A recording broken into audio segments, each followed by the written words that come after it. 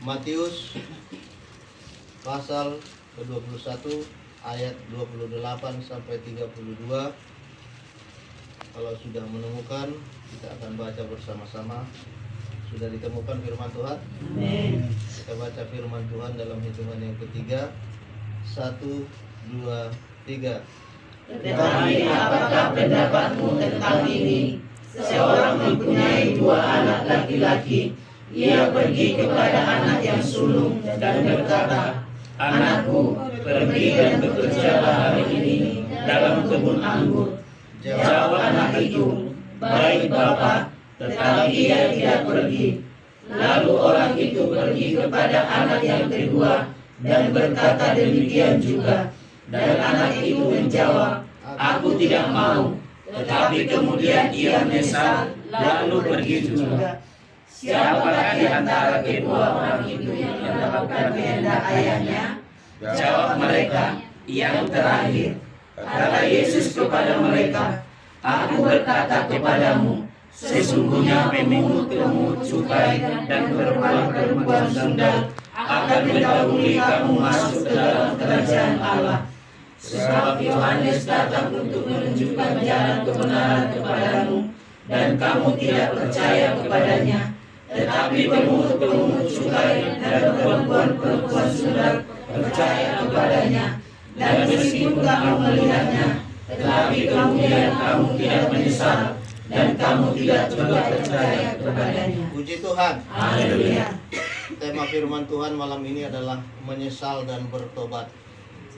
Saudaraku, ini adalah peristiwa di mana Yesus sedang berada di bait Allah dan orang-orang Farisi, tua-tua bangsa Yahudi ada di sana, imam-imam kepala sedang mendengarkan Yesus berbicara.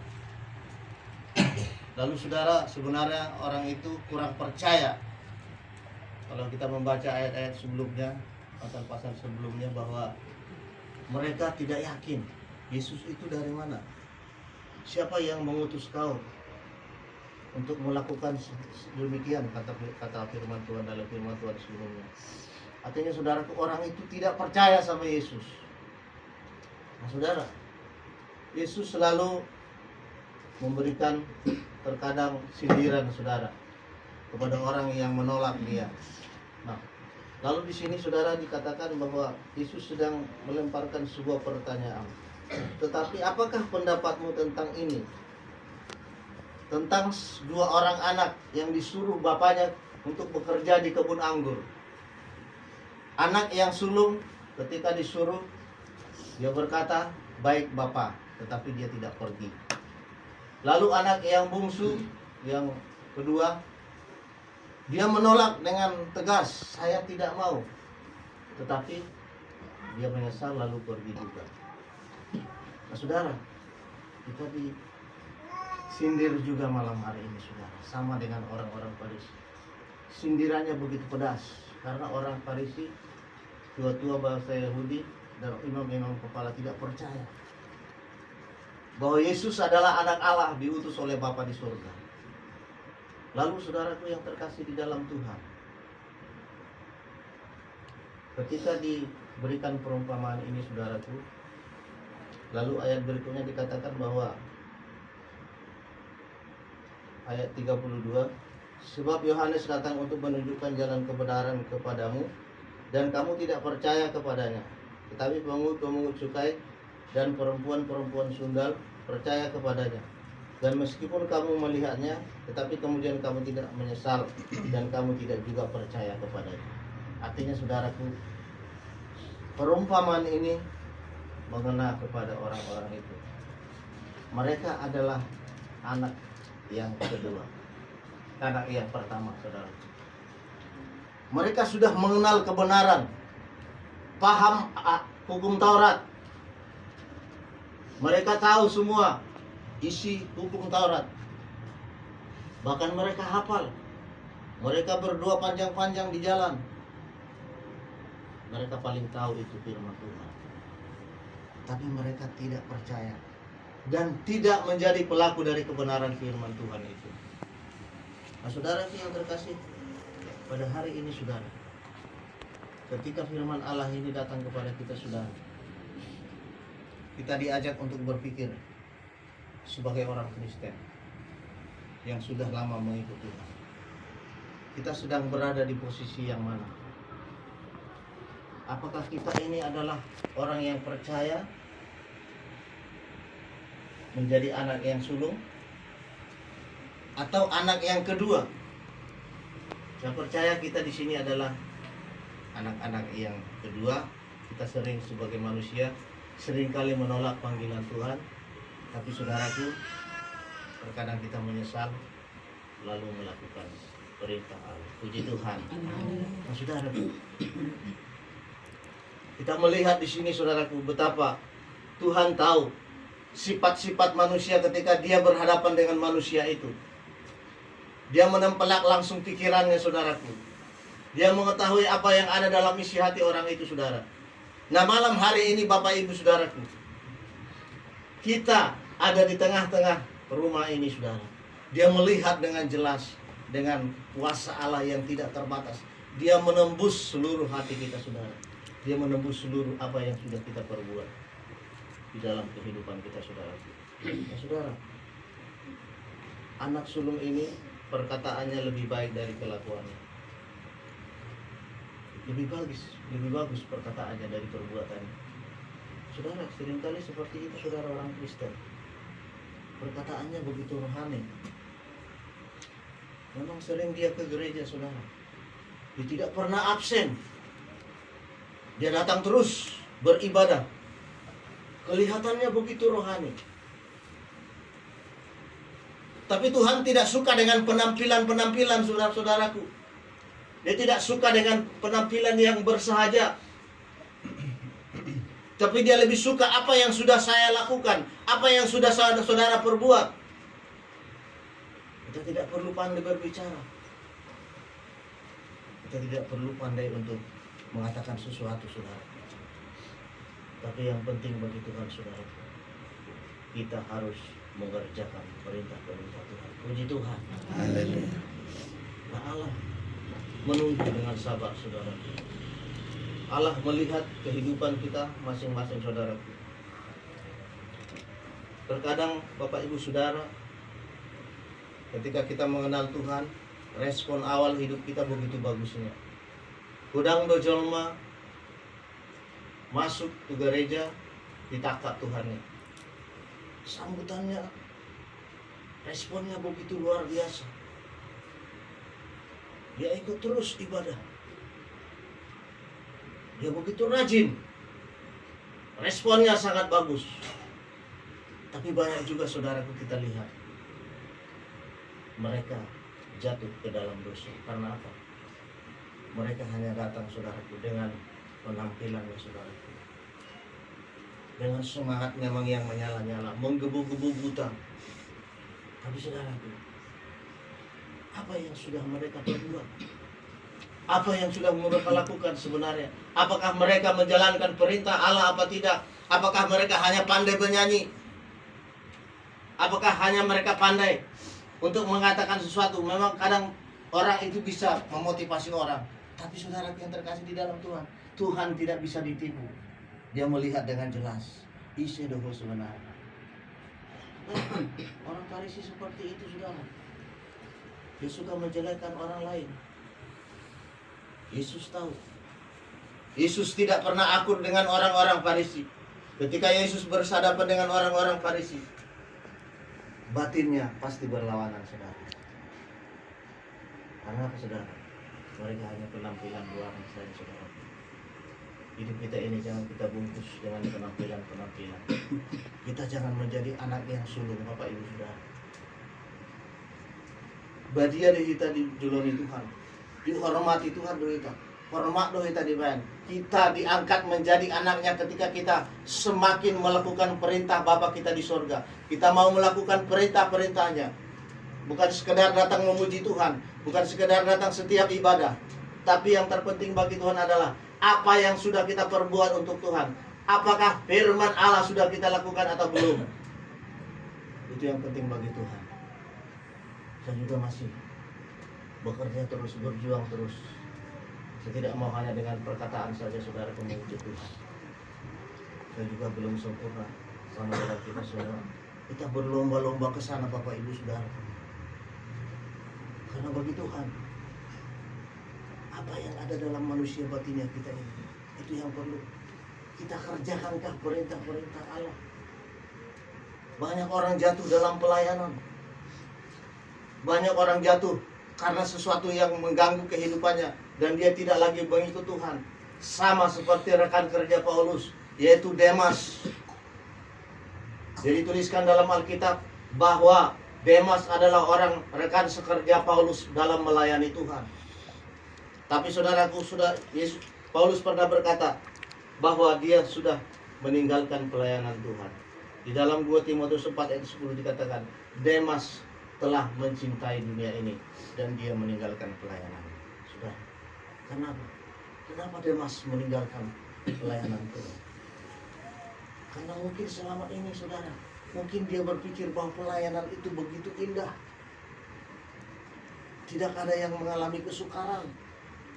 Selalu hidupnya enak. Ngelunung anak di Tuhan dan ngelunung melayani Tuhan. Ngata bobi nguluku. Hidupku akan terus senang. Nah, ketika Demas melihat dunia ini dengan segala keindahan yang semu ini, Bapak Ibu Saudaraku, Demas dikatakan dia sudah meninggalkan Tuhan dan mencintai dunia ini. Karena itu saudara, sebagai anak Tuhan, kita jangan terlena oleh indahnya kemegahan dunia yang sementara ini. Puji Tuhan. Kita beda Bapak Ibu Saudara. Sapalah naung Tuhan kok. Sapalah naung roh tujuloni Tuhan. Mulut tabereng pihak kana masa di Portibor, babudo bereng otai. Alay unang gabi terporosok kita. Puji Tuhan. Kita jangan terikut-ikut saudaraku. Kita harus bisa pilih-pilih apa yang kira-kira berkenan kepada Tuhan. Wa bolo ulau sono naing, pas do naing Tuhatan itu hano manangadang.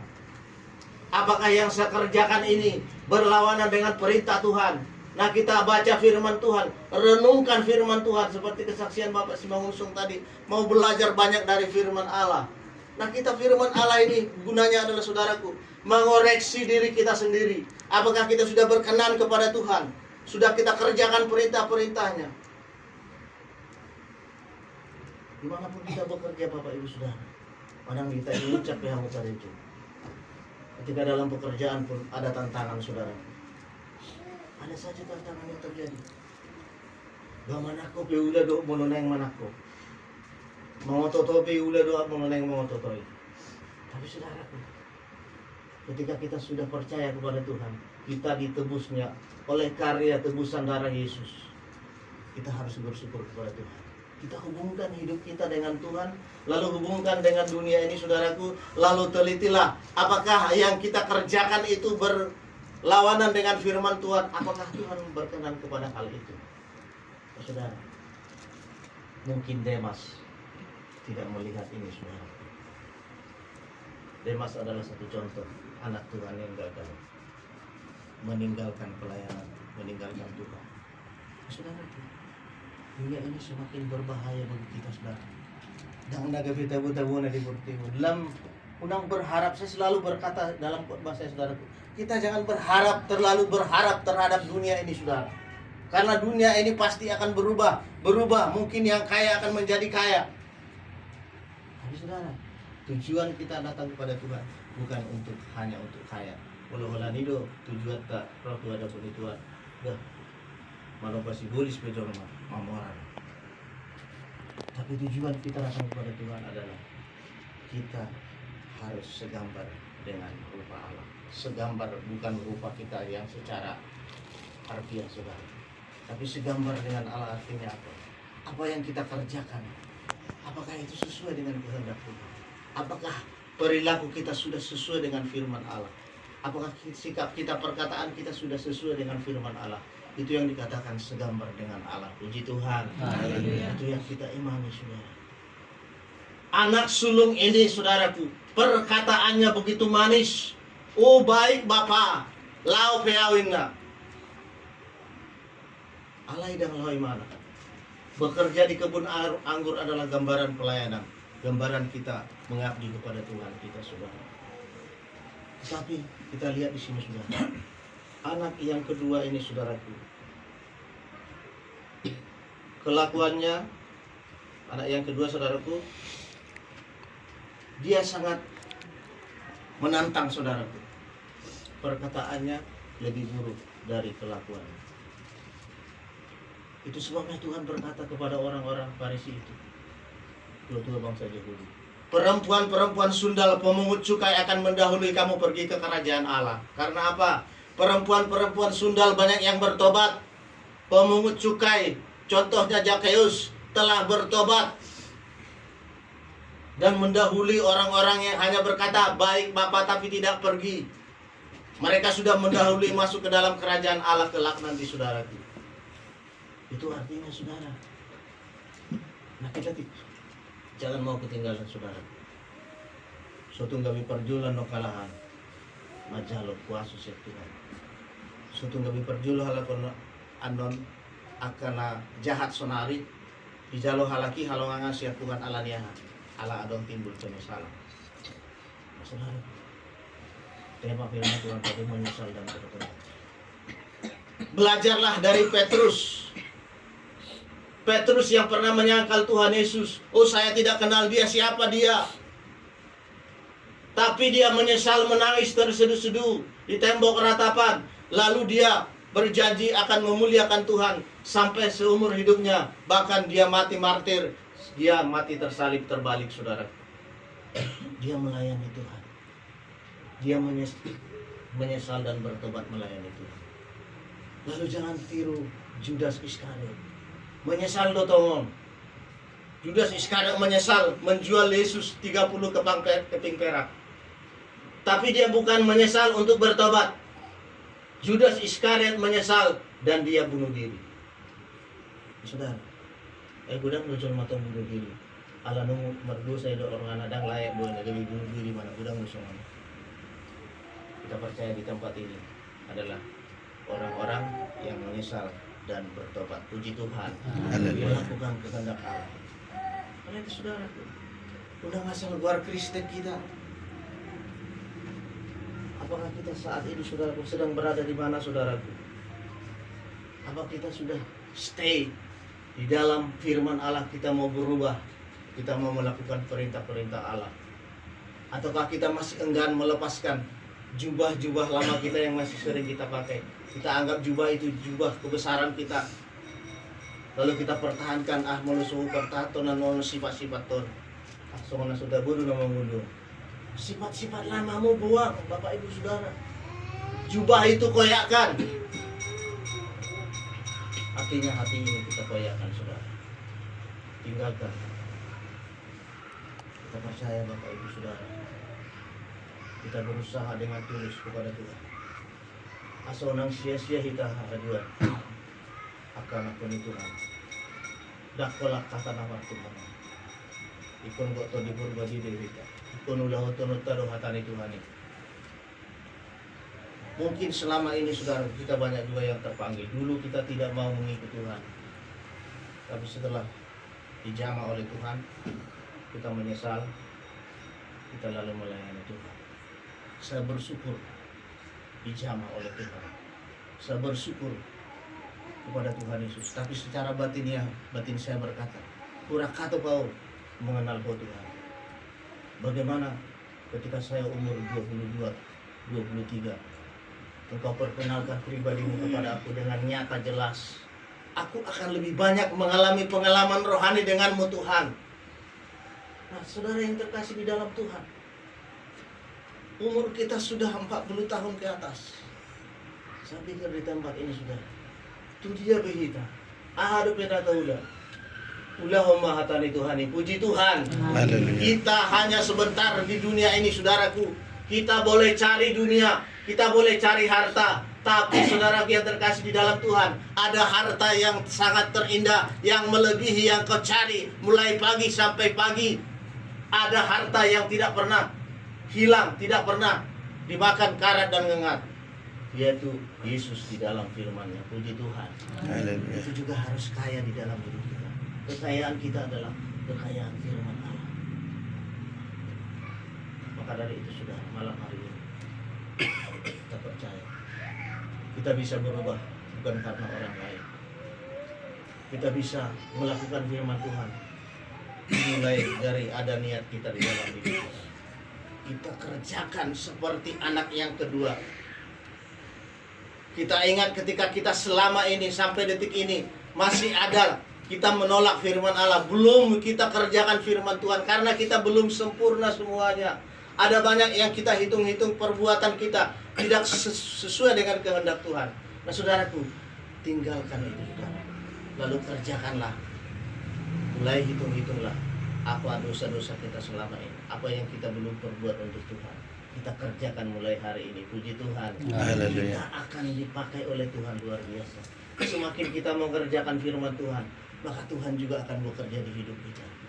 Ketika saya melakukan firman Tuhan, Dia pasti bekerja di dalam diri saya. Ketika saya melakukan firman Allah, saya tidak mampu dengan daging ini saudaraku, tapi Roh Kudus akan mengerjakan bagi saya kemampuan untuk melakukannya. Karena memang sulit untuk melakukan firman Allah itu dengan sempurna. Tetapi karena ada Roh Kudus, peranan Roh itulah yang membuat saya mampu melakukan firman Allah itu. Sarupado hita. Nakme hamba Tuhan nao. Angko hajol mohoni sarupado. Amin. Hajol mohoni sarupado. Allah mungkin membeda seseorang dengan yang lain. Satu orang mungkin dia tidak berserah kepada Tuhan. Besok ini mana martua, nomor minggu bamulak. Allah mulo dan membedakan bagaimana hubungannya dengan Tuhan. Setiap harikah dia meminta Yesus di dalam hidupnya? Setiap harikah dia bertanya kepada Tuhan? Ketika seseorang lebih dekat kepada Tuhan, selalu bertanya kepada Tuhan tiap hari, selalu berdoa kepada Tuhan tiap hari. Lalu ada satu orang lagi yang hanya sebagai terdaftar di gereja, lalu datang hari Minggu, datang hari Jumat, datang hari-hari yang lain. Lalu ketika sampai berumah, tidak pernah menyapa Tuhan, tidak pernah berdoa, tidak pernah membaca firman Tuhan. Saya percaya kehidupan rohani mereka akan berbeda. Puji Tuhan, pasti berbeda. Yang selalu punya hubungan dekat dengan Tuhan, punya kualitas rohani yang lebih hebat. Ketangguhannya lebih kuat dari orang yang tidak berhubungan dengan Tuhan. Moloro aka pencobaan, mulu nasuhan nomor tamiangi, nasuhan menjuguarni Tuhani, ura madawi. Alay mulu nama jogwar ni Tuhani, toktongi mana martamiang, dan pitor madawi. Adong, nama nopang Tuhan. Ada yang menopang dia, tetap kokoh berdiri, mengikut Tuhan. Meski dia menangis, Bapak Ibu Saudara, tapi tangisannya penuh dengan pengharapan kepada Yesus, bahwa hanya Yesus yang mampu menolong kehidupannya. Nah hari ini Saudara, segala kesaksian yang kita dengar, itu akan mampu kita lalui bersama dengan Yesus Kristus. Jaminan kita adalah Roh Kudus. Dia adalah materai dalam kita.